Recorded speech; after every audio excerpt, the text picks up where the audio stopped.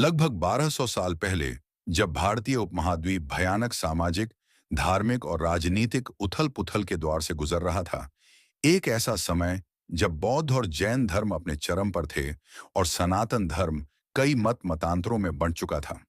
उस कठिन समय में एक दिव्य बालक ने जन्म लिया, जिसने अपने ज्ञान, तर्क शक्ति और अद्वितीय आध्यात्मिक शक्ति से हिंदू धर्म को पुनः एकजुट किया।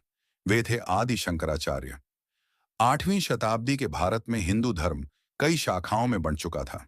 अज्ञानता और पाखंड बढ़ रहा था।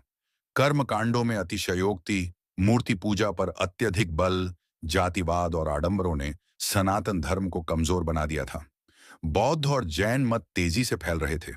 चार्वाक और नास्तिक विचारधारा के कारण वैदिक संस्कृति खतरे में थी। हिंदू धर्म के भीतर विभिन्न मत मतांतरों के कारण लोग भ्रमित थे। इसी संकट के समय आदि शंकराचार्य का आगमन हुआ। महज 8 वर्ष की आयु में शंकर ने वेदों और उपनिषदों का संपूर्ण ज्ञान प्राप्त कर लिया था। 12 वर्ष की आयु में वे अपने गुरु गोविंद भगवत पाद से शिक्षा लेकर संन्यास ग्रहण कर चुके थे। उनका लक्ष्य स्पष्ट था, हिंदू धर्म को पुनर्जीवित करना और वेदांत को पुनर्स्थापित करना। आदि शंकराचार्य ने संपूर्ण भारत की यात्रा की और उन स्थानों पर गए जहां सनातन धर्म संकट में था। उन्होंने विभिन्न मतों के विद्वानों से शास्त्रार्थ किया और अपने अद्भुत तर्क एवं ज्ञान से उन्हें वेदांत की श्रेष्ठता स्वीकार करने पर मजबूर कर दिया। काशी में मंडन मिश्र के साथ शास्त्रार्थ, यह सबसे प्रसिद्ध शास्त्रार्थ था, जहां उन्होंने बौद्ध, जैन और मीमांसा दर्शन को खंडित किया। हिमालय से कन्याकुमारी तक यात्रा, पूरे भारत में उन्होंने वेदांत दर्शन का प्रचार किया। 4 मठों की स्थापना, देश के 4 कोनों में उन्होंने श्रृंगेरी, द्वारका, बद्रीनाथ और पुरी में 4 मठ स्थापित किए, जिससे हिंदू धर्म को संगठित किया गया। शंकराचार्य ने अद्वैत वेदांत की व्याख्या की, जिसमें यह बताया गया कि वन, ब्रह्म, परम तत्व और जीव आत्मा एक ही हैं।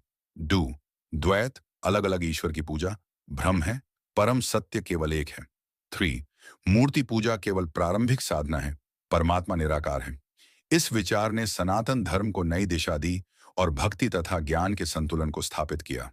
उन्होंने उपनिषदों, गीता और ब्रह्म सूत्र पर भाष्य लिखकर हिंदू धर्म की जड़ें मजबूत की। उनके प्रयासों से बौद्ध धर्म का प्रभाव कम हुआ और हिंदू धर्म एक बार फिर सशक्त हुआ।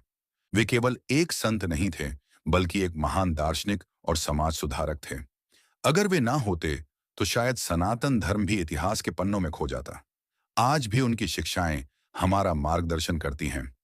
न ही ज्ञानेन सदृशम पवित्रमिह विद्यते।